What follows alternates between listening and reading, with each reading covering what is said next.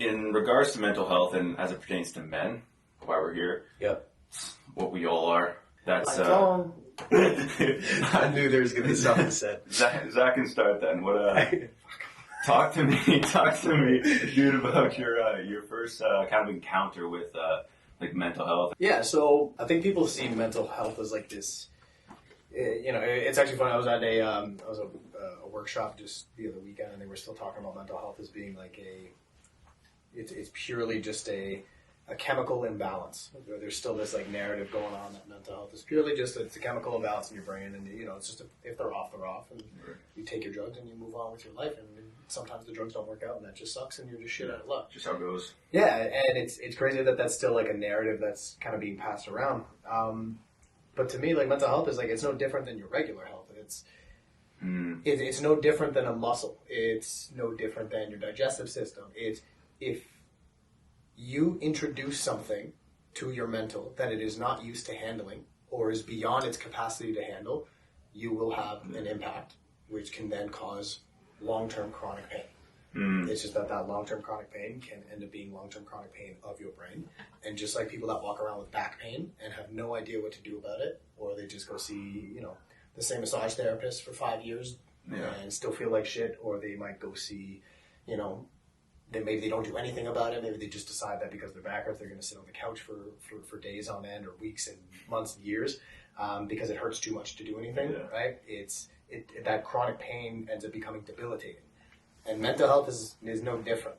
You can get hit with something, and if you're not used to having to deal with it, or if you're not used to understanding the skill and the ability to be able to overcome adversities up here, just like you would in your body through a workout, or you would through your digestive system through introducing different kinds of foods, you're going to struggle. And I think that narrative of like just being this like thing that some people just have or don't have is bullshit. Because everyone has it, and everyone at some point in their life is going to be hit with adversity that they are not ready for. No. And there's going to only be two options, which is going to be to work to adapt and overcome that adversity to the best of your abilities, which is never going to be perfect. Never. Or you allow it to win. Yeah. And for myself, like I had a fairly like decent sheltered life up until I was about 20 years old. And I know I've told the story on your podcast. I've said it a couple times before, but my life was pretty normal, relatively speaking. But I had a lot of hints and little clues, which I think just like any physical illness, mental illness always has these little clues and these little warning shots that if you don't know how to look for them, or if you don't know what they are, you'll just see them as like a thing or just some weird thing that's passing by. I had a lot of people in my family that, we weren't really allowed to talk to. I had a lot of people in my family that, my parents just passed off as being like, they're not well, or they're just kind of crazy, or they're just angry. And then there's these habits, and then there are these little things that my mom would do when I was growing up, where I would see her have these just devastated and so sad and so upset over things that I just never understood why they were such a big deal, right? As a kid. And but you don't know any better, so you just go on with your life until one day in my case, I was 20 years old, and I got home, and my mom was supposed to be at her workout. She was going to go do a little Zumba with the girls. And I got a call from my dad because he was asking me where my mom was, because she hadn't showed up for her Zumba class, and he had asked me, hey, can you just go check on her? Like, I don't know where she's at. Her phone must be dead. And when I went into the basement where my parents' room was, I walked down the stairs, I opened the door, and, my parents' room was fairly long. So when you open the door, I kind of looked from the left side of the room, and I was on the phone with my dad, and I was like, nah, she's out, she's not here. And as I turned to go close the door, and I panned to the right side of my parents' bedroom, is when I found my mom hanging.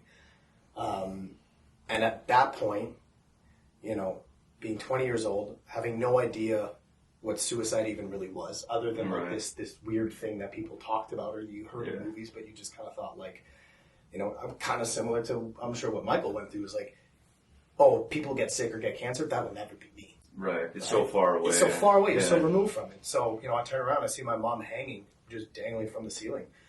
And then, so obviously you panic, you freak out. And I remember when it hit me, like the reality of it is when I had to get a knife and I had to run up and I had to try to cut her down, hoping that I had like just caught her in time, right? Like maybe she could be resuscitated, I could do CPR and she'd start breathing again and realize like, oh, oops, bad slip. So I ran over, grabbed her, picked her up, and as I cut the rope, her entire body just dropped. And, when people talk about like dead weight, like unless you've ever really felt it, you don't understand what it's truly like. And it's like in that moment, like my world was shattered because it was like, this was my mom who was like my rock. She was the one who protected me from everything. She was the one who like hid the world from me to try to protect me. Right? And that for me was the first time I had been really, really hit with an inescapable adversity that I had to either overcome or use as an excuse to be miserable for the rest of my life. And it would have been a fucking pretty good excuse. Yeah. Oh, absolutely. Most definitely. Yeah, it could have been an easy one. Michael, what were you? Oh, sorry. Did you? No, were you no, on? Like, Michael, what was your first encounter? So my first encounter was, I would say, from birth, but the time that I was actually really realizing what that impact had on me was when I was losing my brother Cam. And so for myself, we were kind of sheltered, just like you. Like we had a really harsh reality, but that reality was made comfortable because we were taught and we were told and we were shown that it was okay to be that way. And if we ever tried to be more than that, it would be like, no, you're going too far. You got to be careful. And so, unfortunately, I've spoken on Glenn's podcast as well, and I've talked with Zach a lot about this in my own story. But to just give a brief summary, basically when I was born, I was diagnosed to a rare disease, and this disease was actually 2 out of 50 cases worldwide, and my brother was actually diagnosed to the same disease as well. And we were five years apart, and what happened was my brother was like the only person that I could physically, mentally relate to in this world, because he was the guy that knew how I felt and I knew how he felt. And what happened was our body basically didn't know how to properly protect itself, and because it didn't know how to protect itself, it replicated a lot of different symptoms and a lot of different issues, which multiplied into other factors that were very deadly.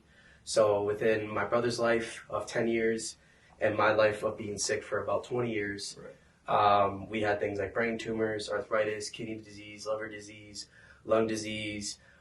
We had a bunch of different deficits within our growth.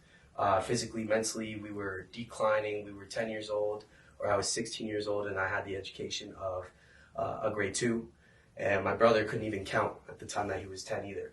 And so we were taught and we were told from a very young age that, like, that was it. Right. Like, the only thing you can expect is this. Tough. And if you dare go to try and find something else, you best believe you ain't going to have it because you're not meant to. And so when my brother passed away and I got hit with that really hard reality of like, man, I'm next. Like when I felt the dead weight of my brother in his hospital bed and I just saw his little body sitting there and no life, nothing. And he was just there. I had a realization mentally and I was like, okay, that's me. And that's going to be me. Because matter of fact, I don't want to be here. Because I felt like the only destiny that I had to live for was the exact destiny that my brother lived out. And so as far as my experience goes within the mental health space and just that field in general, I fully agree with Zach on how your mental health is something that it's not like you don't have control over it. And it's not like it's just something that you're cursed with and you have no steps of actions you can take to become better. And unfortunately, my brother didn't have anyone. It doesn't have to be a destiny. Yes, exactly. So it was shown to me that it was my destiny because Cameron passed away. Right. The whole mental health thing of it being this thing that we have no control over it was my life.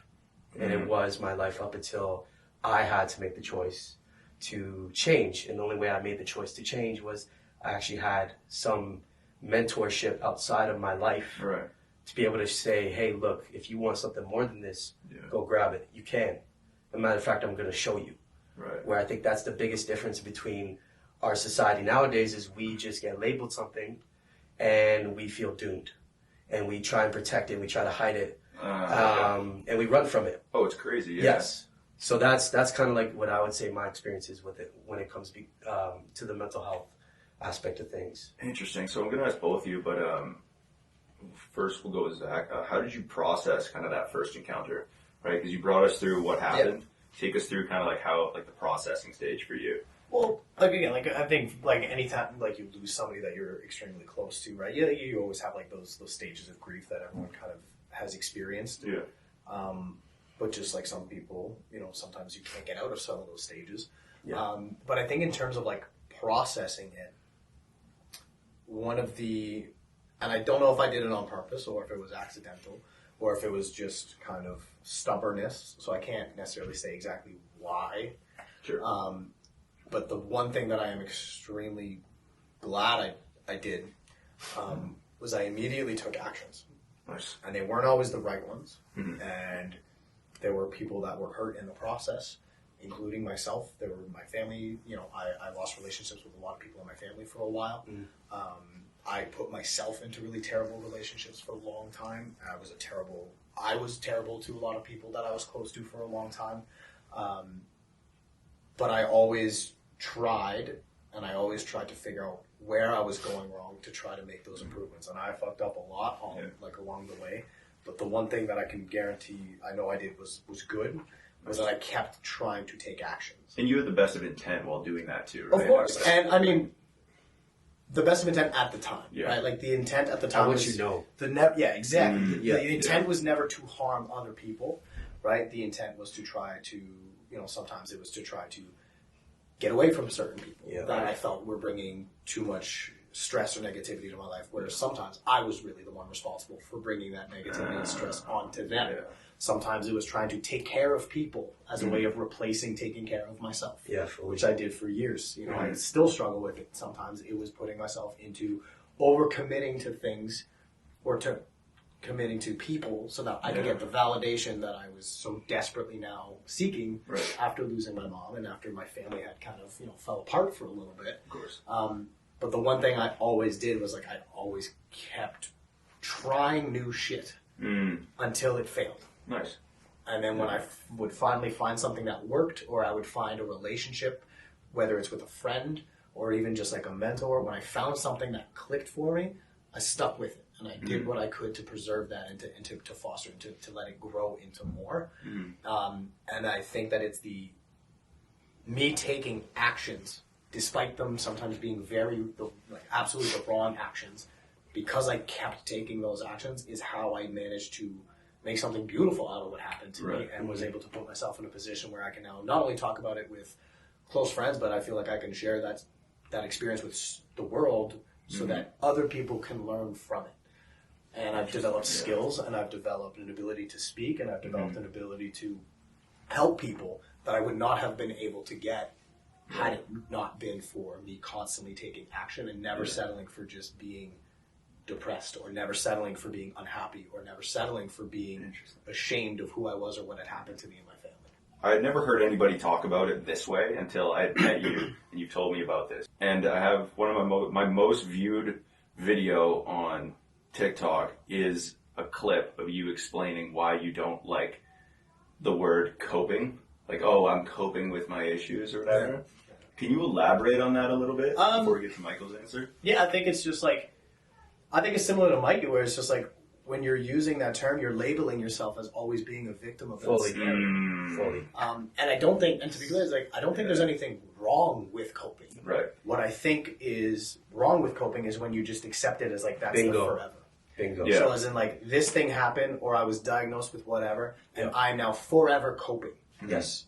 Coping is an important part, and you need to cope with shit to be able to move on. Yes. But if you're coping with shit so you can continue to cope with Right. it, then you're not really coping, right? It kind of defeats the purpose of it, right? It's like, so that's my main kind of beef when people say that. I'm like, okay, that's great that you're coping. Yeah.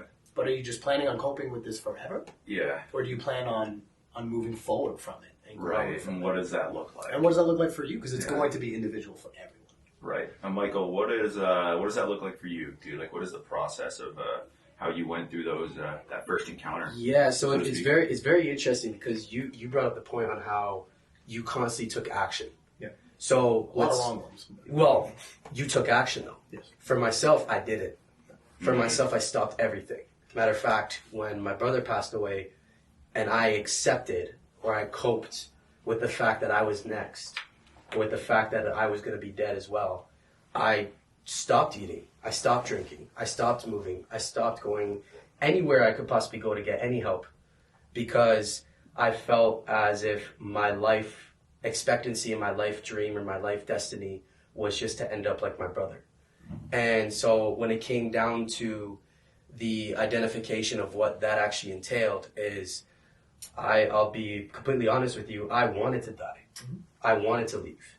And it wasn't until I was able to know from an outside perspective and a mentor of mine, Christian, who's a mutual mentor of ours, to realize that I was more than my circumstance. Right. And I don't know if you had a change in your thinking with taking action when you maybe thought to yourself, okay, I'm doing a lot of stuff, but what is this going towards? And so for me, I never had a North Star. I never had a goal. I never had an objective. Because all my life I was taught, Mike, just cope with your disease, cope with your illness, cope with your sickness. That was your objective. Because you're going to die anyways. So are you going to really try and apply yourself to school? No, I'm going to go home and play video games. Right. Are you going to try and actually eat healthy, sleep well, and drink water and do things to... There was never a reward. No, there wasn't. And the reward was greater with me just suffering with my little brother than me trying to put hassle on myself to be something that I thought was impossible. Yeah. And until I knew from my mentor that I had potential, that possibility was never there. And I believe, ironically, that I needed to get to a point where I didn't want to live and I did want to commit suicide in order to see that there was something greater and something that I was neglecting for so many years, which was the catapult to my shifting in my life. Right. So that's interesting. So what I've been thinking about, kind of as you guys have been going through, before we get into the second kind of today's society conversation about how, as it pertains to mental health with men specifically, how can people better identify like those things that you were talking about in the beginning, like the little, ooh, this is just a thing, you know, oh, it's so far away. Like, how can people better identify those? Like those warning shots. Yeah. Yeah, it's tough because like you don't know what you don't know. Right. And I don't know if there's necessarily a way to like really identify those things before anything Unless happens. you know. Yeah. Unless you know. It's really hard. An example of that is like looking back on it now. Like I'm going to be 31 soon. My mom passed away when I was 20, so it's been almost 11 years. We're like going on 11 years. Yeah. Looking back on like my mom's behavior now, knowing what I know now after doing almost a decade of like research and looking into this stuff and experiencing it myself and doing the work in the community that I've done with 5 Cent City, Amazing. I can see those signs now as a 31-year-old and be like, oh, I'm almost fucked up for a long time. Like, and I mean that in like the best way possible. Is like there were so many warning signs that I can identify now as somebody who I would consider myself a bit of an expert in that field. 100%. Right? Yeah. But as a 20-year-old, would I have ever been able to be like, Mom seems like she's working late all the time, and she gets really sad when she comes home, and she didn't get to do all her work. I didn't know. Right? I think what's important is being able to, when something does happen, and it doesn't have to be as extreme as, like your brother passing away or your mother committing suicide or somebody in your family having an overdose. Like, it doesn't have to be that extreme. But when something happens and you feel this feeling of like, ooh, that didn't sit right and I'm really bothered by this, that's a good time to do inventory on, were there signs before? This person who was overdosing, were there signs? Did they have some kind of behavior beforehand that was like maybe an indication that they were struggling, or maybe an indication that they were hiding things, or maybe that was their way of asking for help, right? And you might not be right, but it's good to do that little bit of an inventory when you do have a little bit of a glimpse into that world and you're like, oh, something seems off now. And now I've seen the consequence of like, there's definitely something wrong. Right. Having a little bit more awareness and trying to pick up on those things over time, like any other skill, I think is the really important thing. Because like I said, you don't know what you don't know. You can't see signs if you don't know what's going on. Right. But the second you get that little hint of something, that's when you can start checking in. And that's whether it's checking in with yourself or just being more aware of those behaviors in other people. And I would encourage anybody to, talk to the people that they care about if something like that happens. I think a lot of times people just try to kind of brush it off as like, oh, we don't talk to them on the holidays because they like to drink a little too much, and everyone just kind of has that like weird uncle or aunt that they like, we don't really talk about Kind it. of funny, but But everyone kind of knows it's a little too far sometimes. It's like the elephant in the room. Yeah, it's like exactly it's what okay it to is. address that. It doesn't have to be aggressive. It doesn't have to be angry, but it's okay to be like, hey, like, what's up with this? Mhm. Like, am I the only person who seems like, or who notices that that's a little off, or that it bothers them? And I think another thing is people are so worried that they're going to say something, and they're going to be the reason that somebody gets triggered and fucking ends up blowing Especially their head. nowadays. Yeah. Oh, especially nowadays. Especially Everyone is so careful, right? We don't want to say shit that might piss Offend somebody off, someone. or that Yeah. might send them over the edge. Yeah. right? Oh, it's like a little too sensitive. In Yeah, certain which areas. personally I think is extremely egotistical, because if somebody's already on the edge, it's not that one thing that you're going to say that is going to be the reason why they do something to harm themselves, or that could be hurtful. It's to themselves. compounded over It's time. a compound, right? And what I would argue is that it's actually more hurtful to not do and say anything 100%. By than far. it would be to acknowledge from a loving and caring place that you are concerned about someone. Yeah. Even though you know that they might feel ashamed or guilty about that feeling. Yeah. Shame, guilt, all those things are terrible places to be. When people commit suicide or when people overdose, they feel ashamed of who they are. They're not 100%. proud of who they are or what they're doing. Right? Yeah. People feel guilty. They might feel angry. But even anger can be a great motivator for some people to get their shit together. Yes. Right? Like you might see somebody who starts doing all this shit and they start getting better, and you might get so angry and bitter and resentful that they're doing better than you. And for some people, that's enough to get them out and to start doing shit to work harder. But when somebody's in a point of shame, and I've given it a lot of thought personally, where maybe you guys have a different opinion. I think shame is the worst place you could possibly be, because any other emotion, even anger, resentment, bitterness, any of those things, jealousy, you're jealous of another person, but you're still accepting of who you are. Yeah. Whereas with shame, you're so ashamed of who you are, you don't want to be it. Right. So it's not that I want what you have.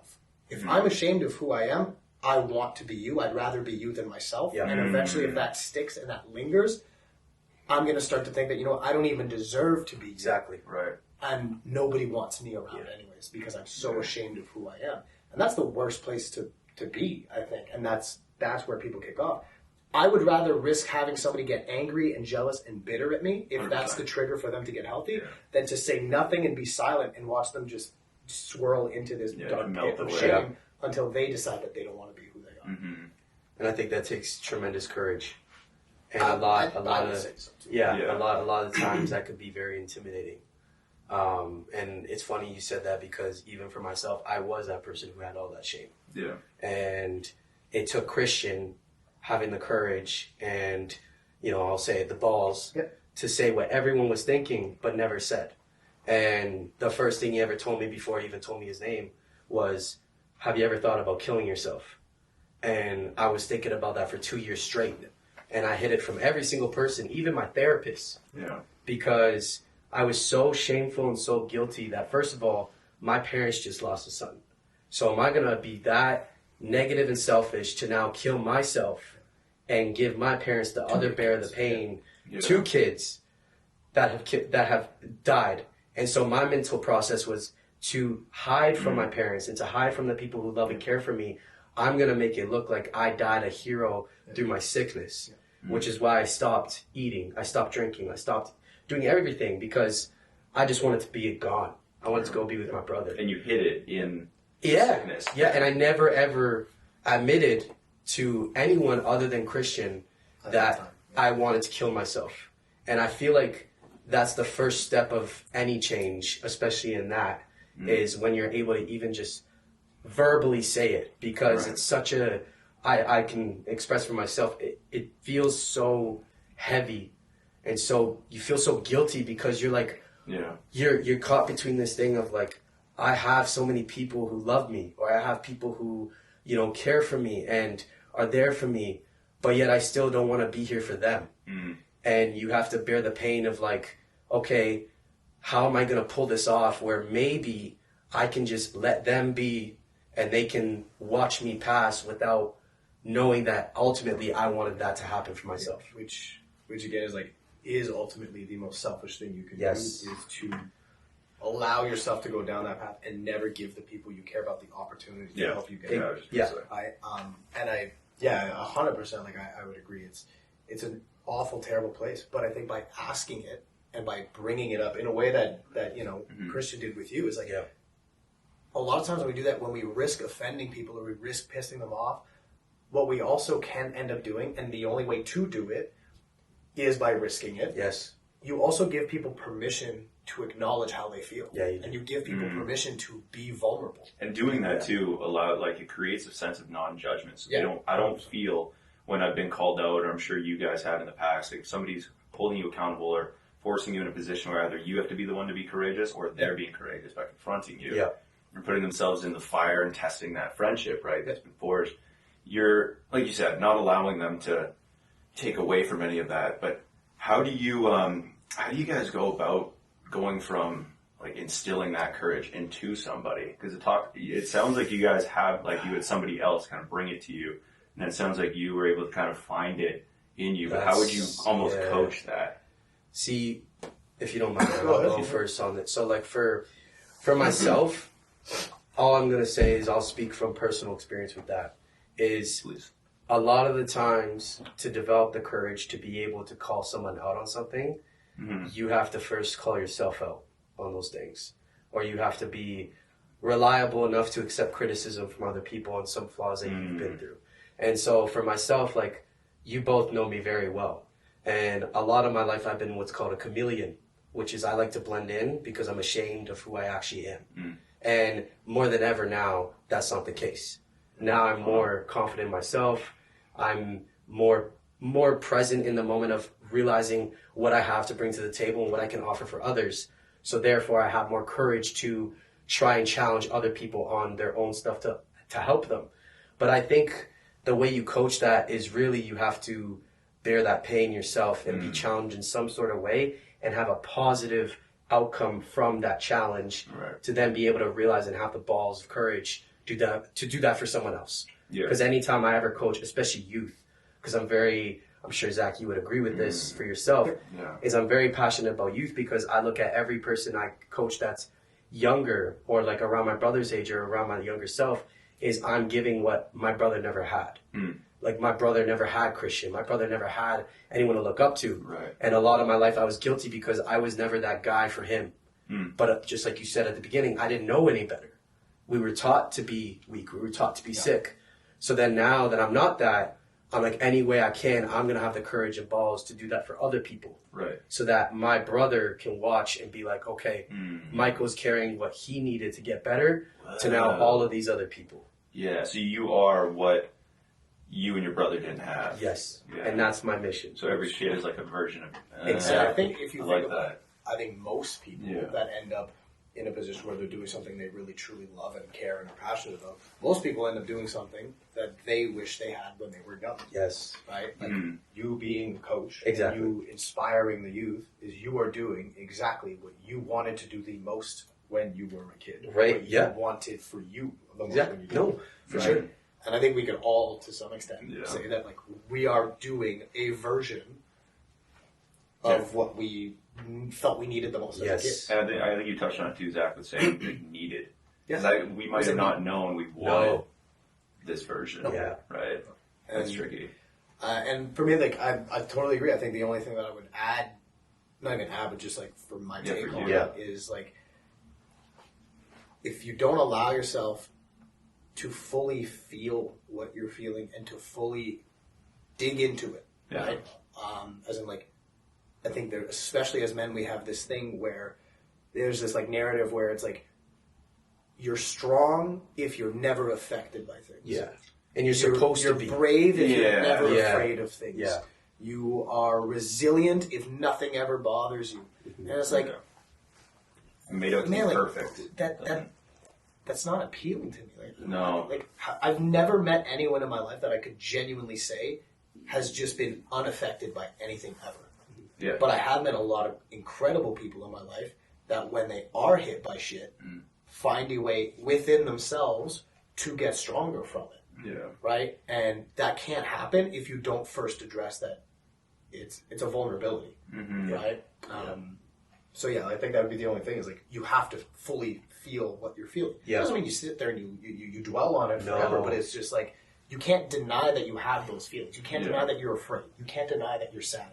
You can't deny that you are angry or bitter. You 100%. have to embrace it, Yeah. and then over time you will get really quick at bouncing back from it. But Yeah. if you never embrace it, it's the same thing as like saying that like you're really good at bench pressing, but you've never actually tried to do your 1 rep max. Yeah, true. Right? But you Yeah, keep telling true. everyone that you have a really strong bench press, but you don't actually really know Yeah. how strong Yeah, it you is don't because know. you've never tested it. Yeah. You don't know what Right? you're capable You've of. never yeah. actually really gone in there to test it, right? Under I'm sure the with you with pressure, grappling, yeah. it's like I'm sure you have guys that can talk a lot of shit about how they're good at grappling, but they never want to go up against certain Exactly. people. Especially with dudes too. To that point, there's a lot of people who will say it's like, oh, I could fight, or like, yeah, I could take you. Yeah. And so that's not even to me. That's just in general. People Generally, say, oh, I can 100%. take you. Yeah, It's like you don't even know You what have no you idea. don't know. exactly. It's the Yeah, craziest thing ever. And Especially they're not as willing dudes. to test it. Nope. Or to really 100%. feel Because like that's scary. exactly. and that takes goes back to courage the to go. courage. Mm. And and to your point also, I think a big thing we got to talk about too is there's a middle ground in between feeling it and staying in it. Yeah.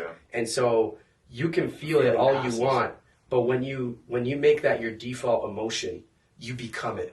And so a lot of my life, I was a victim because I stayed in my emotions so much that I never chose to have the courage to leave it. And it only took that when I felt it so bad, and I was literally on my deathbed, that I had to make a conscious choice. Am I going to go be what my brother was, or am I going to be something different? Right. And that only came from me being pushed to the depths of the bottom. And that's an extreme example, Exactly. right? Whereas there are people that will have this issue of, oh, maybe it wasn't nearly that extreme, as you mentioned earlier, Definitely. but they'll be in that scenario where they're like, oh, I can't have this or I can't have that. So they don't know how to get out of it, or it's not too bad because I might not be suicidal, but oh man, my days are really bad. Yes. And then they don't make a conscious effort Yes. to fix that. Yeah. And I think it's feelings are feelings when they come and go. Yeah. And you will have good ones and bad ones, and they will come and go, and that's just the way that It the is. system Yeah. works. Yeah. But when a feeling lingers and it sticks, that's now a state. Yeah, that's Yes. just check Yeah. engine light staying on. Fully, And that's, fully that's agree. I think that's the difference. Is like feeling your feelings is extremely important. Important. Very Staying in your feels, right? This isn't a Drizzy Drake album. Like you gotta work your way out of them every now and gotta then. and work your way and out. that's I think the biggest that's the hardest I think battle to have courage in our day and age now, because you get picked on for being weak if you're in it too long, and you get picked on for being too strong or too not vulnerable if you're not in it. And what's funny is both of them is you're still in it. Yeah. If you're trying to dismiss the feelings The symptoms. and put on a face that you're not feeling those things, you still deal with it. Right. But then if you're the opposite, where you're just full blast feeling those feelings, you are then looked at as Yeah. a victim. So it's very hard because you have to find a middle ground of being vulnerable and being open and receiving courage and developing courage, but you also have to be able to let go and develop a new sense of yourself. So, as it pertains to memory, you just started touching on it a little bit. How do you think in today's society? Why do you guys think it's been a bit more difficult for dudes? Like it's such a big thing. Like we don't get enough attention on it. Yeah. And I want to say too, when I add this, we're all in different industries. Like you Yes. guys, industries kind of mirror each other a little bit more, A little but bit, yeah. not per se mine. Yeah. Like I'll give you an example too, because this is a recent one.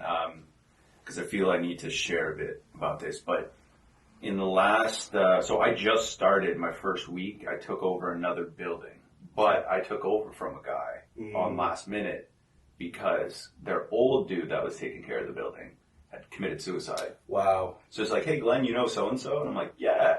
Well, so-and-so killed himself last night. There's hours available. That was the conversation I had. Wow. This woman's in tears, Yeah. telling me, hey, we need somebody to replace. And I was like, whoa, this is a little freaky. So in like the last, and I had worked with him a couple times in the past, like in passing for a couple weeks here and there, right, on different jobs and stuff. But he had, in the last 2 years, I've probably worked with people who had worked with them. So not really that far off, not like my buddy's ex-boyfriend's Maybe brother. once or twice. Yeah, one or twice removed, exactly. And they had all committed suicide, and we all had the same, like, we had worked in construction. We all were really like, all happy-go-lucky on the job site, all seemed very confident, very good at what they were doing, and their skill set, like, really good, like, either maintenance guy or really good carpenter, like, one of the best rough carpenters I've ever met, ran a business, did really well with it, and like, that's how it ended for him, earlier than we all kind of expected and hoped for. So that's been tough. So it's very, very tricky in the industry, and I'll touch on that in a bit. But I'm wondering, you guys too, like why do you think now it's kind of starting to become a bit better for men? Like, we need to start talking to it. Why do you guys think it's like starting to finally come to a bit of the forefront now? You definitely got this one, Zach. I think men, generally speaking, like to fix shit. Yeah.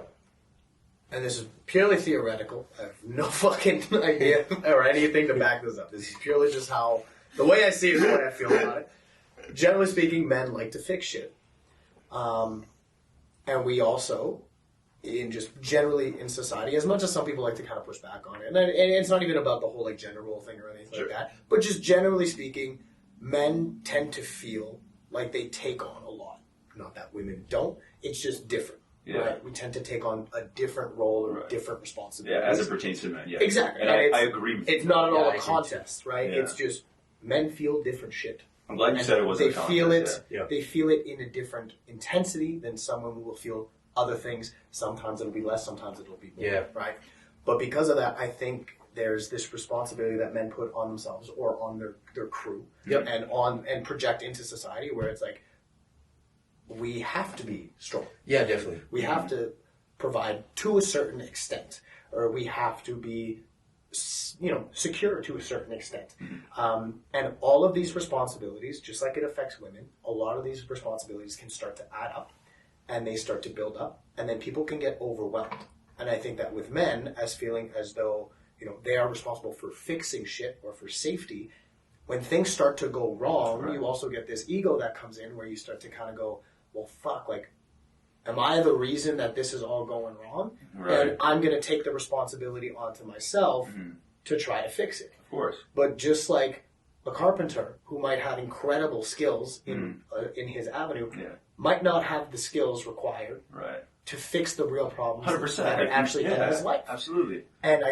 And unfortunately, I think there's this thing perpetuated amongst men where it's like, we're not supposed to ask for help. We're supposed to have it all by ourselves. Yeah. And I think something that we've all kind of heard before, that I think we've all started to live by a lot more since we met, is that, you can get faster alone, or you can get further together. Oh, it's crazy. And I think a lot of men specifically, not that women don't, but a lot of men think that they need to get as far as possible by themselves, because is the only way that they're going to be successful is by burdening everything onto their shoulders and carrying the fucking team. Like, carry the boats, which is like, sometimes you do have to. Yeah. But sometimes you want to know that a motherfucker's carrying the boats next to you. Yeah, you need help. And that is when, not even just always asking for help, but just when feeling as though you are part of a group and part of the unit is so important, because maybe sometimes you can't carry the boat all by yourself. 100%. Or maybe sometimes you just have a task ahead of you that you have not been equipped to deal with properly, and there's somebody who can help you. So just like the carpenter who might be, I cannot fucking build shit. Agreed. Me too. I can't. I need another man to help me with that shit. Yeah. If I really needed to build some shit, I'm not the guy to call. But I would call you. Yeah. But on that other hand, it's like, a lot of guys don't want to do that. A lot of men don't want to admit that vulnerability. Again, they don't want to have the balls to say, you know what, I don't fucking know this. Yeah. Because I'm supposed to be the one who knows everything and who can fix everything, and I don't know how to fix this problem. And when it's a problem, like I was saying, just like with your mental, it's just like a physical issue. If you have a back problem, if you have back pain, we don't seem to have an issue being like, hey, I'm going to go see the massage therapist because I got lower back problems, or I'm going to go see the doctor, or I'm going to go see a chiro or physio or whatever because I got lower back problems, and it's really bothering me, and as a man, I don't know how to fix it.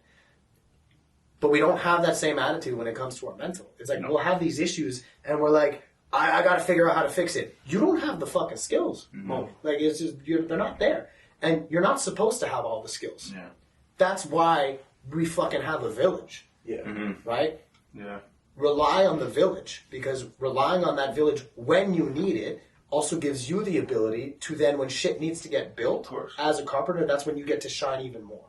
Because you know what's better than a great carpenter? A great carpenter who's also happy and motivated and has the support to continue to do what he's doing at a higher level. Fully. Right. He's putting that out into the other people, and it rolls down. 100%. Yeah. It's like, it's being able to delegate when it's needed, and again, having the balls to admit when you don't have all the answers. And I think that for men specifically, I think a lot of times we are so terrified because of this image to admit that we don't have all the answers. So we would rather pretend like we have all the answers until we are completely proven wrong through disaster, and then we fall apart. Or we hide them like you did for so long that I don't have the answers, I don't have a solution, but I'm going to hide it, I'm going to pretend like everything's all good until eventually that weight gets so heavy that my legs crumble underneath it and I can't keep fucking carrying shit. And then you see men break. There's something I want to touch on. Just a short story for Michael before I ask you this. Yeah. But the first time I kind of came head to head with this, you need to like put your ego aside and focus on asking for help. So I was working at this outdoor center, and we were doing this like staff training week, right? So they were developing, there was leadership staff, so I was one of them. So I'd be running different programs with like on leadership development with young, like 14 to 16, 17-year-olds. And our staff training week was, our director at the time took myself and a few other of the leadership counselors and like the kind of senior staff at the place. And they put us, they're like, hey, you're going to do this, we're doing these exercises, right? These development ones. So one of the things they had us do is they got us into this like Gagaball court, but it's basically picture like a two 2x4s stacked on top of each other with one drilled in the back into the ground. So it's basically it's an octagon. So imagine we're in the octagon, right? Like that kind of shape. Yep. And we're all blindfolded. Okay. And we're all blindfolded, and we have to figure out the rules were, okay, you can't go over the barrier, you can't touch the barrier, you can't go under the barrier, you can't go around it. If you need help or you want to get out, ask for help. Okay? That was the instructions. Clear as day. Everybody's walking into it. People are like, we're brainstorming, we're allowed to speak and do anything, we're blindfolded. You can't go over, around, under, through. If you want to get out, ask for help.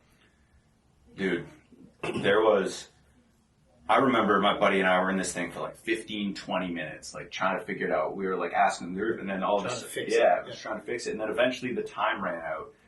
And then they're like, okay, whoever's left, take your blindfolds off. And me and my buddy popped our blindfold off. There were 7 women of the 9 of us all outside of the circle. Wow. And me and my buddy were sitting there like, what did we miss? That's crazy. What did we miss? Dude, I had done that same thing, this exercise, like a few times kind of in the last, like, however many years, like whether it be in Ecuador at this other program or at this outdoor center. And I had ran it with other people as well, and I've seen the exact same thing. A lot of us dudes will sit there and be like, hey, how can we figure this out? How can we cable? If we go bashing your head against the wall. And it's like, well, I don't actually have the answer. How do you get out? Ask for help. So what happened is you'll see somebody be like, I was like, oh, I had done this before, so I knew. I was like, oh, well, okay. I was like, I don't know. Put my hand up. Guy came over, tapped me on the shoulder, said, take your blindfold off, walk off. I was like, oh, I'm an idiot, dude. That was like 19 when that happened. So I was lucky that it was like, I felt so dumb. Young enough. I was like, it was impressionable. I'm happy it didn't happen. And would you say that like your ego got bruised at that? Dude, it was bad. Yeah, I remember being like, But how much better is it now that you feel? Oh, it's amazing. Yeah, now I'm like not really shy to do it. That's like, why we're all here and stuff like that. It's like, oh, I want to do this. I need to go here. It's like, no, you can reach out to people. Yeah. And like you said earlier, Zach, because I really want to hammer this point home too.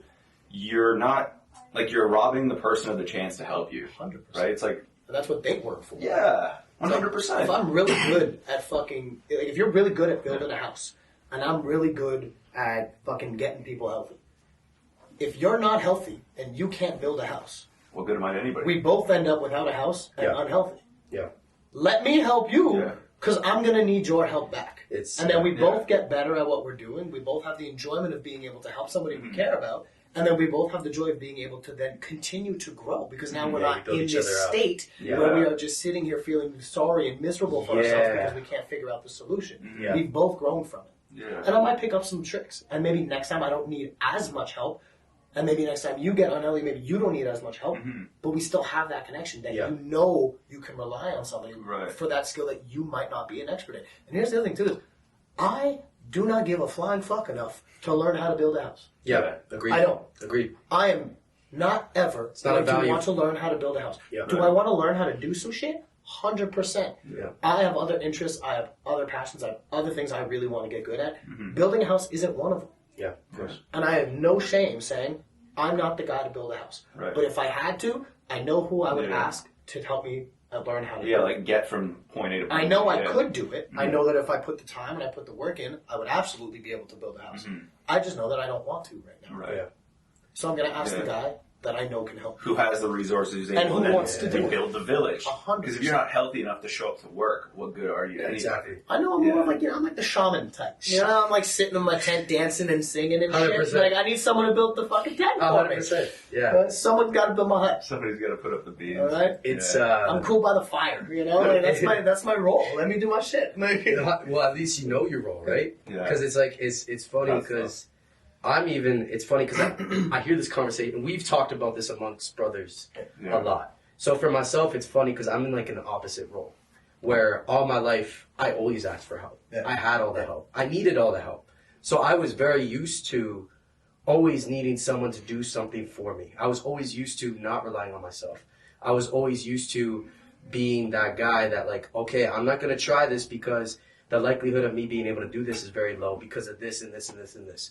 And what's interesting is, as we know as a close friend group, is since I've become my own person and had the opportunity to learn from these great individuals as we're sitting on this podcast and all the other individuals we have in our life, is the greatest decision I ever made was to take what I had and run with it.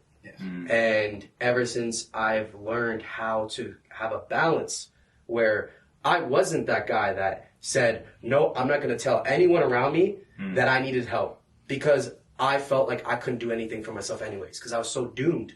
And now what's interesting is I've had to learn how to trust myself and do things on my own, which has been the hardest and most single difficult thing that I've done probably in my life because I'm so used to needing and having help and hands to get me to do this. Or, like in school, like I never took my own notes because I had arthritis in my hands. So who did I have? I had an EA that would literally write all my notes for me. That's crazy. I had an EA that would literally write my test for me. Yeah. I had friends and people who would write essays for me because I couldn't type. So when it came to daily life activities, exactly on where I am now as a trainer and coach, I needed to figure out how to do it, which was the most single hard thing to overcome. And I think the way that you overcome that is exactly how we're talking about this, which is being okay and vulnerable enough to first admit that you don't know how or you need help. And then secondly, which is the biggest thing, take action on it, which is probably the hardest single most thing that you'll ever do. I think that it's by admitting your weaknesses that you are then able to acknowledge your strengths. Yeah. And I think that, again, if you have a weakness and you know it's a weakness and you know it's something that causes you a lot of grief or a lot of pain, take action on it. Learn from it. Ask the people who are good at it what they do and how they got so good at it, and invest into developing that weakness to a certain extent, right? But then also learning to run with your strengths is incredibly valuable. And I think there's a lot of men that put this value on themselves as being, whether it's a provider or maybe in some cases as being a victim. Yes. Right? Which everyone kind of has these things where it's like, this is who I am, this is how I do it, this is how I get shit done. Right? And we put this identity onto ourselves, and it's hard when that identity that you put onto yourself isn't getting you or giving you the things in the life and the outcome that you want. Exactly. And that is another one of those warning shots where that is time to take inventory on, are you really doing everything that you want to be doing or should be doing to get you to where you want to be? Right. Yeah. And if not, if that festers and that stays and that feeling sticks, like we talked about earlier, it's like you're now in a state. Yep. Right. And that state can become very dangerous. And it becomes autopilot.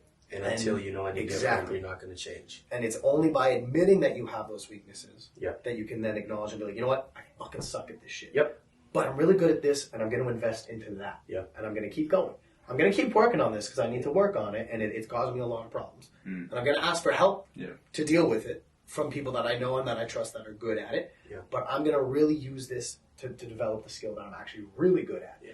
And that's when you start to get confidence. 100%. That's when you start to feel, more valuable. Yeah. And that's when that feeling of like that shift in identity can happen, because now your identity doesn't change, it evolves. Yes. Right? Yep. It's not, I know it sounds really stupid, but I always try to think of it as like, I would rather always be Charmeleon looking to be a Charizard than to be stuck a fucking Charmander. Agreed. Right? I always want to know what is the next thing I can do to help me evolve into the next version of myself. At the root of it, I'm still the same person. I still have the same, relatively the same interests, the same morals, the same values. Yeah. But over time, I will continue to acquire new skills and a new ability to perform those skills. And that's what's going to help me grow. Yeah. And then it's by learning to apply those skills that I become a better person. I become more valuable for my friends. I become more valuable for the people that are dear to me. Yeah. Right? I can't do that if I run away from every challenge and never admit that I'm bad at some shit. Right. But I also can't do that if I don't ever say, you know what, I'm fucking good at this, and I'm going to keep doing it, and you're going to acknowledge that I'm fucking good at it. And with the thing too, what's cool with that, what you said, is that being around that, and I'm sure I've told you guys this in the past, and if I haven't, well, I'm telling you now. Being around you guys is inspiring. I wanted to kind of tell you guys at different points, but I was like, hey, what's the best way to do this? And I've told our friend Pat, I've told you guys, I've told like Trev and a couple other people that we both know, and I've talked to them like, being around you, like you wanting to be, it could be like just a better father, or it's like you wanting to be a better athlete, or you wanting to compete at international stage. I had never really thought of that as a thing I like could do or wanted to even do, and it's like, oh, I'm around people who are looking to do that. Yeah, it's so cool. And it's like, oh, this is a thing I could do. And then you're able to take inspiration and then offer that help, right? So even if there's not like a direct skill for skill, even just sitting here talking with you guys, I'm like grateful for that. I'm like, oh man, I get to take inspiration from you guys. Like, that's hilarious. I was like, what did I do to deserve this? Like, it's such a cool like exchange. Yeah. Even without it being like a money for money or a skill for skill. No. It doesn't have to be that direct. And arguably that's more valuable. 100%. Yeah. It's something it doesn't even have to be planned out or spoken in terms of like, I'll give you this, you give me this in return. It's just this, when you're constantly challenging each other, and like you say, holding each other accountable, and feeling inspired by the people you have around you, you can't help but want to do more. Exactly. Yeah. And I've introduced Michael to people that I've told them, be like, you're meeting Michael because you need a person like him in your life, because you complain about the small things too much. Yeah. And listening to me isn't going to do it. Yeah. Because I could tell you the same thing over and over, but I'm like, no. So I'm like, oh, here. And then every time I talk to this person, I can tell you who it is later, but every time I talk to this person after, they're like, I'm really glad I met Michael. I'm like, why? For the exact reason I brought him to that person. Which is beautiful. And I think that's one of like, I gotta give you a big compliment, Glenn, is you're a great connector. And a great, man. Like, just when it comes down to like, exactly what people need, and you know how to get them. You know how to line that up. Like, you're literally, that's your thing. Like, if like when it came to podcasting and stuff, like, it's just so cool on how, like, me and Zach connected, but we met because of this, and then you had the courage to ask me, hey, come on my podcast. Hey, let's hang out. Hey, live in my garage, and now look at what we've created. But you allowed me to help you, because you asked me for what? You asked me about, you're like, listen, man, even if it's not living with you, I do need somebody, like, you're in somewhere, this space. You have this skill set or resource or Rolodex of people who have buildings and rooms and rent. Like, I know a bunch of landlords, property managers, so it's like, hey, here. And I'm like, my garage. Yes, and it worked out cold. Perfectly. Until it's cold, baby. And then, yeah, man, it worked out. So I'm really grateful for that. Yeah, you allowed me that opportunity to help you, because you were able to have the courage Which made you guys close. Right? Exactly. To ask for that, and then brought us here. And I think too, like, cool. Coming from someone, so like, I never really, like, okay, like this is gonna, I always try to have a way to express this and articulate this, because it's very hard to articulate it without offending anyone. And that's been something that I've been trying to work harder at, is we're not I can't control how someone feels based off how I act or how I say things. All I can do is carry it with my own intention in my heart. And so a lot of my life, like I had a lot of people in my life. Like I had a lot of friends. I had a lot of family.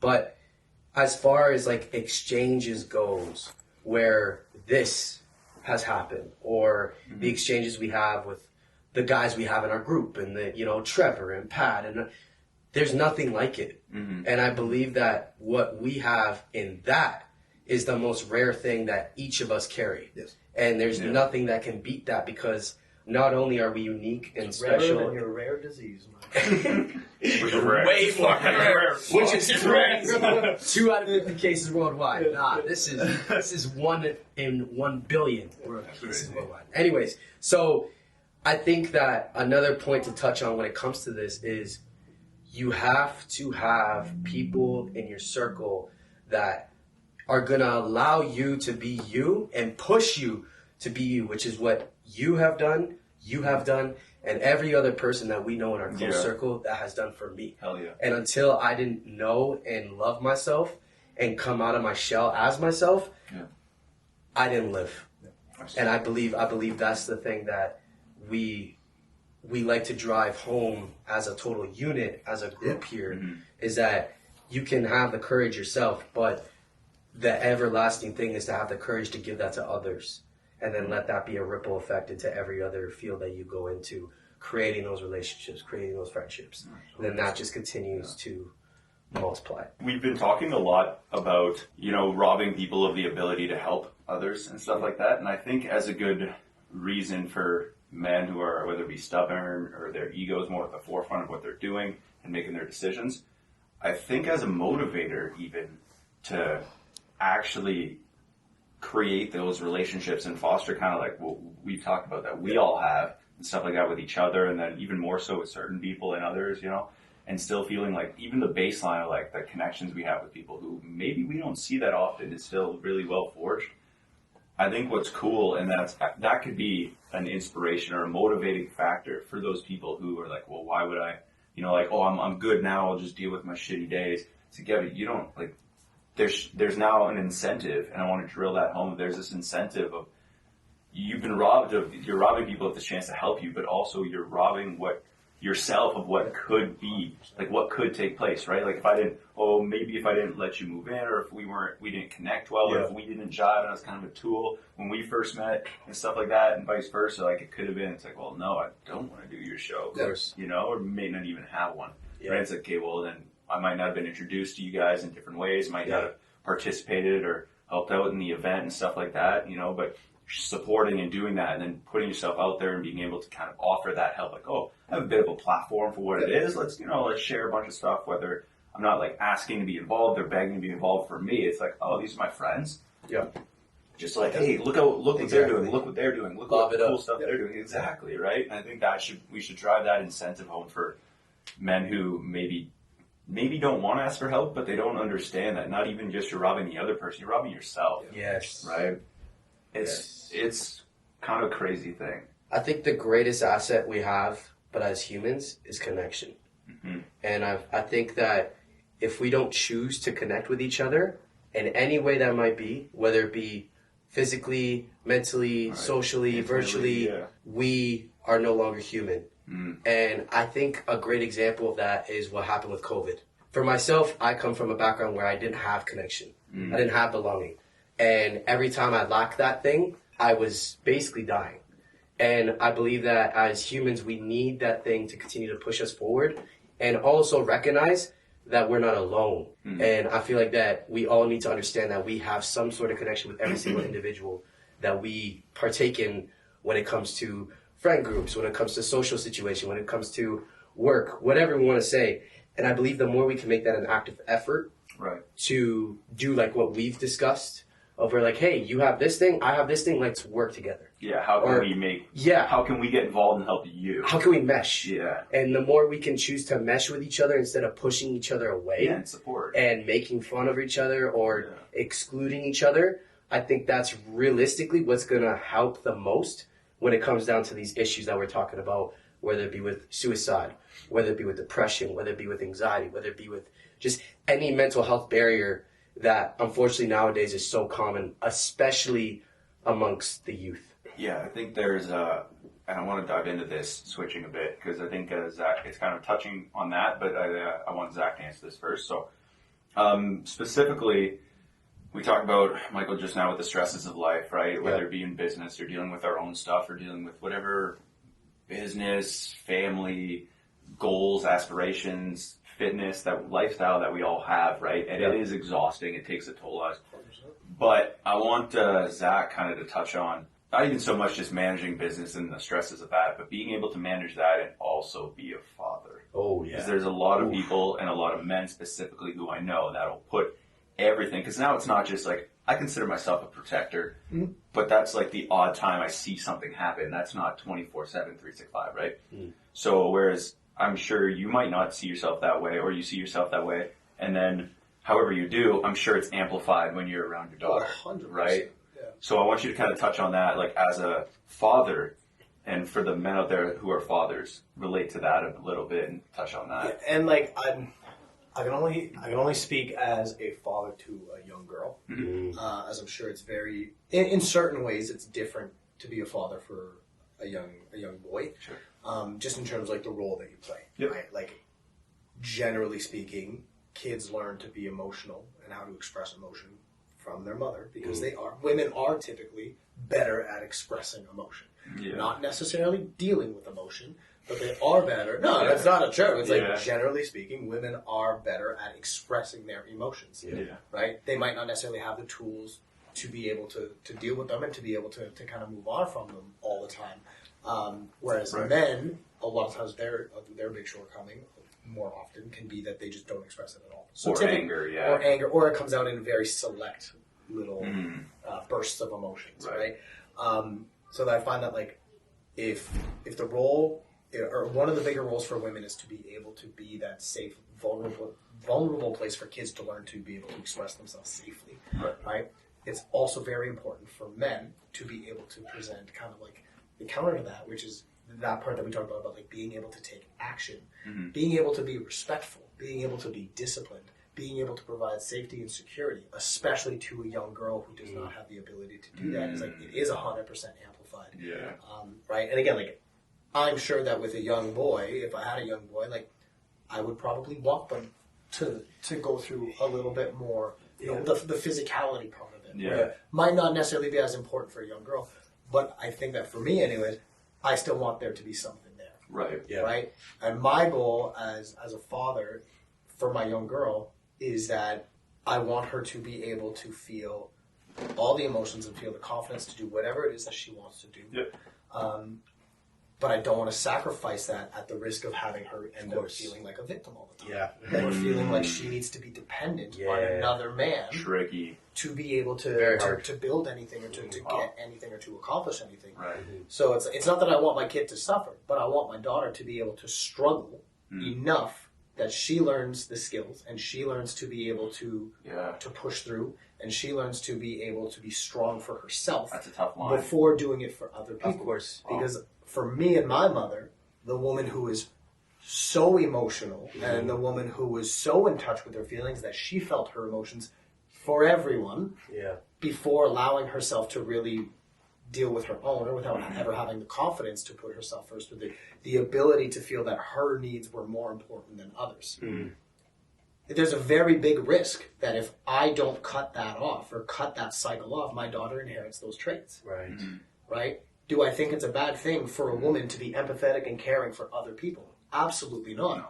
Do I think it's dangerous for a woman to be so empathetic to other people that she puts them before herself? Absolutely. Yes. So my role as a father for her is to be able to provide enough challenge that she learns to embrace that empathy that she already has, to embrace that creativity that she has, to embrace that femininity that she already has, while simultaneously being able to develop the skill and the abilities to be able to stand up for herself. Yeah. Or to be able to defend herself to a certain extent and to defend her ideas, right? And to build enough confidence that she feels able to challenge other people if they don't line up with her values that she will inevitably end up growing into, right? Whatever they end up being.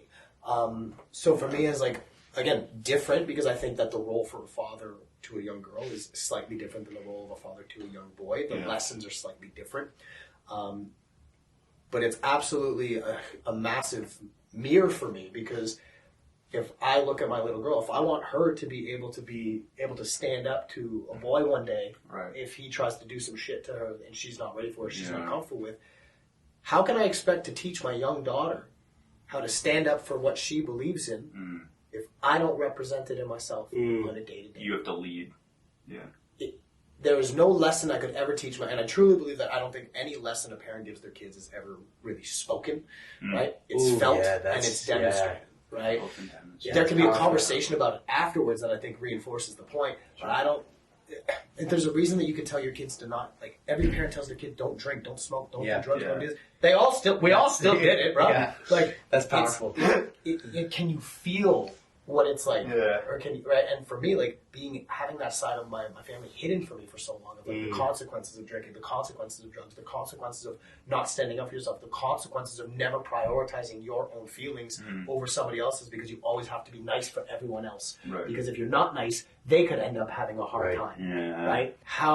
It's hard to find that balance. Wanting my daughter more than anything to not have to deal through that, I have to make sure that I do everything I can to work on myself through those issues, so that I can then demonstrate to her through her entire life how to do it. It's hard, right? It's very interesting because I'm not a father, and I knew you were gonna say something. That's why I giggled. Anyways, so being in that position as someone who grew up that never was really challenged as a boy was very difficult because what happened was I had to learn very, very, very quick when I became healthy. Look, this is what you got to do. You absolutely had the shortest turnover from boy to man I've ever seen. Appreciate that. And it's been hard because it's so overwhelming if you don't have those things taught to you at a young age. Yeah. And what's hard and what's sad is, like, I think about my pops and my mom a lot because they never really had the opportunity to give those lessons. Because they had to just be there to protect us and make sure that we were alive. And so as far as my dad being able to just show me how to use a screwdriver, my dad showed me how to just be able to work out, do things that I know that now when I have a son or when I have a daughter, I want to be able to give to them. My dad never had that opportunity. My mom never had that opportunity. And they had to just literally watch their sons go through life with whatever was thrown at us. And what was the biggest thing that that you touched on when it came to developing awareness and skills to utilize it in yourself and protect yourself from outside outcomes, I guess you could say, is it all starts from, first of all, having it shown to you and then you applying it. And a lot of my life, the only things that I was ever shown to be able to apply was surviving. And my way of surviving was, hey, Mike, you need this medication because if you don't take this medication, this is going to flare up. And then you're going to probably have this issue.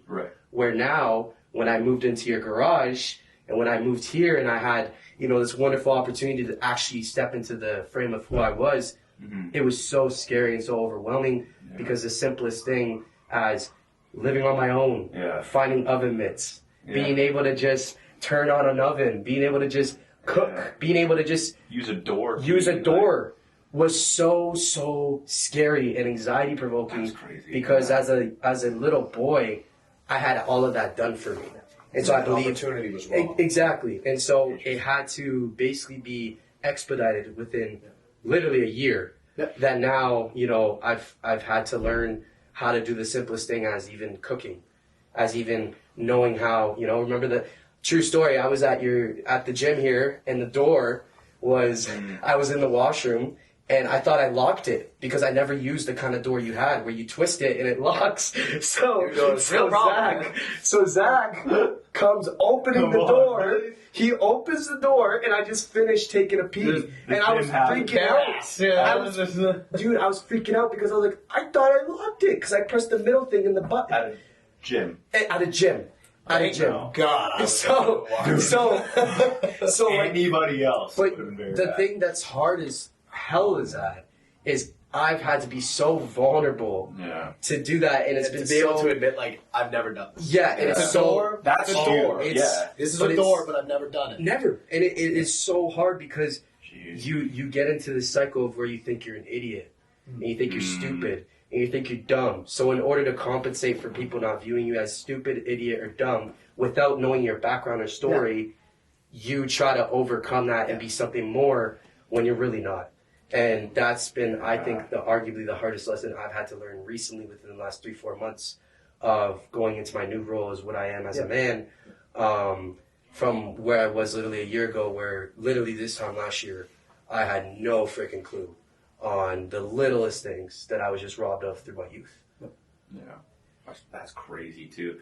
And you have such a very inspiring and very insane turnaround. Thank you. Like you said, just in the even last 3 to 4 months max, I really appreciate the growth is so steep. Yeah, it's crazy. I'm like, I can't even keep track of it, dude. It's crazy. And even just a year ago, literally a year ago this time, right? You had just moved out, Moved being out able the to kind of garage. see how everything is and how you develop is it's two. You came to my place two separate people from who you were at the first 5 Cent City, or even at the third when I heard you speak for like my first time meeting you, and then we have to just the last 8 months, and then the last 3. Like, dude, your short seasons of growth is just. You go through different charts. It's not even like one really steep line. It's like, oh, there's this season of Michael. Okay, this next season, let's see what he does from when the basketball season's over, and like from April to October. Let's see what happens with Mike, Very true. You know? Yeah, and it's the craziest, wildest thing, dude. well, that means a lot, Dude, man. I really appreciate that, and it's funny that you say that because I think something as men that we have to do more too is appreciate what we have done and what we do for others. And I will say for myself, even still, the biggest thing I struggle with is I have a very hard time recognizing how far I've come. And because of that, I put so much pressure on myself to be something more. And I'm learning more and more that all I really have is who I am now, and the rest will just continue to flow. You know? Yeah, absolutely. I think both you can answer this, but we'll start with you, Michael. What kind of things do you do every day or even every week or month? Do you have things that you do for taking care and looking after your own mental health? That's a great question. And I think this is probably the most important thing because this is tangible action steps that we do. 100%, yeah. And you do. And Zach talked about it earlier. Like, the biggest important thing both you guys touched on was you need to take action. Yes. We could talk about doing whatever. We could talk about jumping off whatever, running through whatever. Exactly. Oh, I'm going to do this, that, and the other thing. Yeah, but what action steps you going to take? I think that comes down to what you love. For myself, I can say the biggest things that I've adapted in my routines that help me stay accountable is involving myself into things that I absolutely love doing. So one, basketball. So something that I do to keep myself, first of all, sane, second of all, present, and third of all, happy is I'll just go to the gym and I won't tell anyone. And I'll just put my headphones in and I'll play basketball for 2 hours straight. Form shooting, jump shots, whatever I need to do and just zone out. And I think that everyone has their own way of doing that. And for me, that's what that is. And so, you know, my dream was, my first goal was I just wanted to play basketball for an hour with no pain. And now I work for a professional basketball team, you know, and sometimes I don't think of that. And so playing basketball and zoning out and being able to just play with no arthritis and play when guys and people around me are like, yo, you're good. Like, where have you played? Did you play in high school? And then I tell them the story about how I was dying in a hospital bed. And they're just like... They don't believe you. They don't believe I've me. seen it, they can't. And so, like, as far as, like, the self-care routine goes, I think having somewhere where you can totally zone out and just really involve yourself and adapt yourself in the moment is so crucial. And for me, that's basketball. And another thing that I think is super powerful is making sure that you have a pocket of time a day that you can just put aside to rest. I remember I had all the time in the world to sleep. I had all the time in the world to chill. Now I'm so busy, I am in the cycle you've been in where I used to make fun of you because I'm like, how do you have 4 monsters a day? You know, how do you? We are trying to get that sponsorship for the podcast. For real, monster, right here. Anyways, If I get sponsored, I'm dying, man. bro, but like I used to think when I came up here, I was like, I'd watch all y'all, and it's like, okay, these guys have this, these guys do this, they're always doing this, they're always somewhere, and now that's me.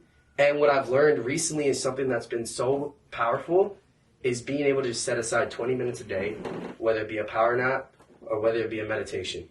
And within that 20-minute pocket, I'm able to regain energy and regain vitality that then I can take on to my next activity. And so I think the biggest 2 things that I take from my self-care routine is number 1, efficiency, and number 2, happiness. And I believe when you can pair those 2 together, whether it be in the routines that you create within your own habits, I believe that's the thing that's going to really carry out your productivity and continue to force you towards the direction of where you want to go. Nice. I 100% agree with it. I mean, I think I'm just going to try to add something, just a different kind of, not even take, but just I'll just try to add to it a little bit. I do agree that everyone needs that time, you know, and I think that's pretty.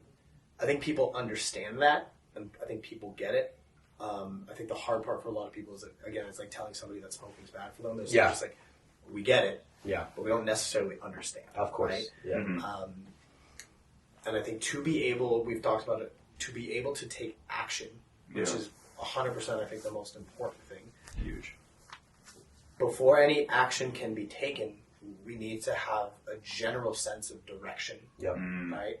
And I think sometimes people have it as, you know, they need to have like a set goal where they need to be like, I want to do this, you know, I need to make this much money, I need to play this sport professionally, or I need to have this many kids with a hot wife, and like we have these lists and these little like tasks or this little checkbox that we give ourselves of like, that's my end goal.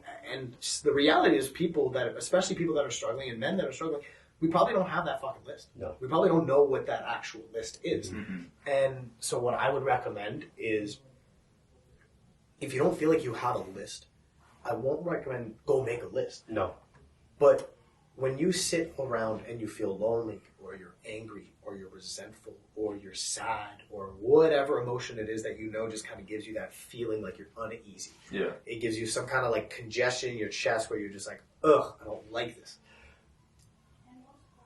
What is something that makes that feeling go away? And I'm not talking about something that is like, oh, well, when I play my video games, or I drink, or I have a couple drinks, or I smoke my weed, I feel better. But like, what is something that gives you like some kind of light, or something that you look forward to? Right? Whether it is Basketball, spending time with your kid, playing basketball. Maybe it's hanging out with your boys. Maybe there's this, the sport that you really like doing. Maybe there's people you really like being around that make that uneasiness fade away. Yeah. That's the start of your reason. And if you have to if you're spending 90% of your day or 95% of your day, and you have that uneasy feeling, but that 5% of the day where you're actually like, oh, you know, this is tolerable. Yeah. That is your reason to start. Your reason is, I want more of this feeling. Yeah. And that has to be the reason, and to start is going to be the reason as to why you take that 20 minutes for yourself, or why you take up a sport. 100%. Or why. It's because, you know what? The reason of like me feeling like this is more important to me, and is worth that 20-minute meditation, or is worth going to the gym at 5 in the morning, or is worth maybe taking a day off, or is worth maybe giving back to someone. Like, everyone has different lessons they need to learn. But that's your reason. If you don't know what your reason is, it's like you have to make that feeling better than the feeling of that pit in your stomach and that gut. Yeah. Because that might be the only little light that you have at the end of the tunnel right now. And it's only by making that light a little bit of a priority will it start to open up, and you'll be able to see a little bit more clearly what those goals are. What is that list? You know, what's that like? What's that check mark? What's the money I want to be making? What's the life I want to be living? What's the size of house I want to have? Like, whatever the goals are, whatever motivates you or bring you joy. If you don't have it, you need to prioritize, or you have to just think of it as like, is that feeling better and worth the uncomfortable feeling of having to do something for yourself like that now, 100%, or like that workout? And that'll start to just be your reason. And over time, when you build it and you start to feel, you know what, I fucking really like this feeling. Yeah. And maybe it's only for 10% of the day that I feel like that. Yeah. But I'm going to prioritize that feeling. And that is the only reason that I'm going to do these meditations, is to feel like that a little bit more. It's the only reason I'm going to go work out, is to have that feeling a little bit more. Over time, within that light that you have in your day, things will start to become clearer. Right? That's so crucial. It's just have a direction, right? Yeah. If you want to take action, you need to have a direction. No matter how small that direction might be, it might only feel like it's one step forward. But if that direction is like, you know what, I just got to take this one step, that'll make all the other bullshit that you might have to do to be able to take that one step, and make it worth it. Start with that one step. You might start to see the path clear up a little bit more once you've taken that first step. It's really funny you brought that up, because usually that's the first thing I talk about. And lately it's funny because like my reasoning has been changing a lot in my life. Whereas like my purpose, I've had a very big shift in my life when it comes to my beliefs, when it comes to my brother. You know, my biggest reason when I first left the hospital was I'm doing it for him. Yeah. Now it's like, okay, how am I going to evolve myself? Because it only goes so far when you're doing it for someone else, you know? Motivation versus discipline. Exactly. And I think you talking about that reason is so powerful, because even for me, like when it came to the basketball thing, my basketball thing was my thing, you know? Like my basketball was my reason. And I'm still doubling down on that reason today. So it always just... different forms. It's different forms. And the way that you express it has evolved over time. Exactly. The way that you can perform it has evolved over time. Exactly. It's not just trying to get on the court. No, it's it's actually being able to play. But it starts with that little tiny... It'll keep that evolving. little tiny... From that. 100%. As you evolve, that goal will evolve. And it should. You would want it to. It's what keeps life interesting. Yeah. It's the whole point of it. Yeah. So I hear that a lot, where people just feel like, well, like, I don't know any of my goals. I don't know what I want. It's like, but do you know one thing that's in front of you that makes you feel a little bit better? Do everything you can to have more of that one thing. So it's funny you mentioned, Zach, circling back to your 5 a.m. Comment, was there aren't many things that can really like fluster me or anything. Yeah. And I have a lot of things that I do in my day-to-day, right? I'll try to fit in training, I'll try to fit in like videos, and then like, I want to read, but I also want to play guitar, but then I train, but then I have no time for friends. Yeah. But then, how do I soak up as much of it as I can? It's like the actual life hack, especially as men, and I'm kind of going, you guys talked about right at the beginning. I'm going to talk about a bit after, once you kind of have established what that was, once they're kind of putting together the pieces that you guys talked about. So a few steps after that, you kind of get into this space where you're trying to do all these things and you get overwhelmed, right? The biggest hack I found is time is actually fungible, if we think about it. So and I've used this example with an old business partner of mine about how he has kids and he doesn't have time to work out. Because, I don't want to work out at 10 o'clock at night when I put him in. Okay. If we take I used to go to bed at like 11:30. So let's say, just to make the argument, we'll say 11, and then, I'd get home from training at Cell at 8:30, whatever. I'm like, okay, from 8:30 to like 11, I'm like, I have to get ready and do all this stuff. So I'm like, okay, well, what time do your kids go to bed? It's like, okay, well, they go to bed about 8:39. I'm like, for the sake of the conversation, do 9. So from 9 to 11, what are you doing? Oh, okay, well, I have to be up at 7. I'm like, okay, well, what if we took even just an hour of that time and we put it at the beginning of the day, 4 or 7. So from 6 to 7, 100% of the time, you will be more efficient, productive, and effective than you will be having that same exact hour doing whatever you're doing right before you go to bed. Yeah, man. Like, what are you doing usually from 10 to 11 or from 9 to 10? It's usually not as productive as what you're doing from 6 to 7 or 5 to 6, right? So I found a way to take all of that time, and I'll go to bed at 10 instead of 11:30. Well, what do I do from that hour and a half? Well, I'll get my ass up at 5. Yeah. And then from 5 to 5:15, I've already laid out all my stuff, right? So you have it figured out, and this doesn't even have to be for training. This could be for if you want to read, or our friend Joe does this, right, where he'll study and stuff. Like, he'll get up before he needs, because that time, nobody's bothering you, nobody's texting you, nobody's on the road at 5 a.m. It's my favorite thing. It's all green lights from my house to the gym, right? Yeah. But what's funny is some mornings, as I'm like leaving, or if I have to leave early, or some mornings on a Friday, I'll pull my car through that parking lot across the street, and as I'm doing it, I look to my right and I see one car and a light on at this gym. and I know it's his ass working out, I love it. right? Because months ago we talked about this. It was like, that's the time that you have to fit that in, because that's a priority. But that hour working out there is probably a lot better right before you see clients than doing it right before you go to bed. It's smart because it's like you know it's a way to kind of combine like that grind set mentality of like you got to work hard, while also being able to do it smarter. Yeah, Yeah. man. And sometimes it's like if you can just be more productive in a task in 1 hour, doing it right, Might as well. then it would take you 3 hours in the wrong state. Like, Yeah, like it is 5 that to 8. wrong. Yeah, and then, way more. and then like everything else, like that'll catapult into everything else. Yeah, So of that'll course. expand into this. That 1 hour that you now saved, Mhm. or that was still productive. Now all of a sudden it opens up 2 hours later on. Yeah. So yeah, 100%, man.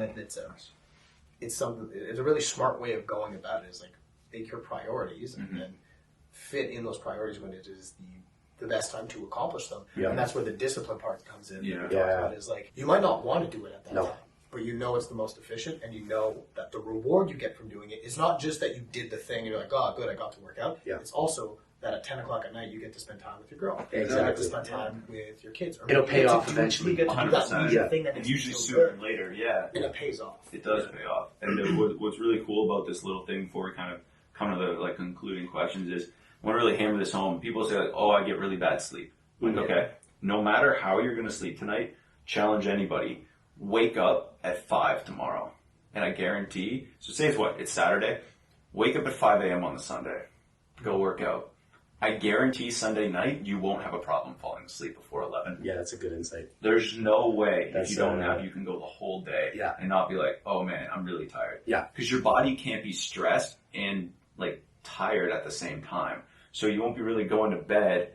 Well, I'm yawning like 50 times at 9 o'clock, right? It's like, oh, I want to go to bed. I'll refuse sometimes to go out on a Saturday or on a Friday night because I was up at 5:30 Yeah, of or course. up at 5 in the morning on Friday morning, and I'm like, well, I didn't nap, and couldn't make time to nap. course. So I'm like, yeah, I'm gonna be There's- home before 11. There's also Yeah. something to be said about like better sleep when you feel like you've actually Accomplish Yeah, something. and you earn it. Right? Yeah. you've earned your It's rest. awesome. Yeah, Yeah, your brain kind of just is able to shut off and recognize, okay, this is where I'm supposed to be. right. There's nothing else I have to do.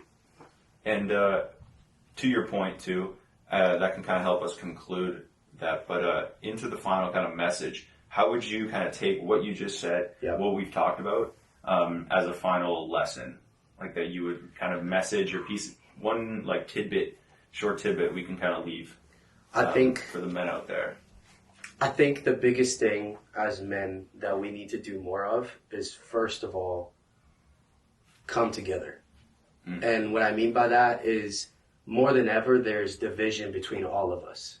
Yeah. There's more division in between each other than there is connection ever.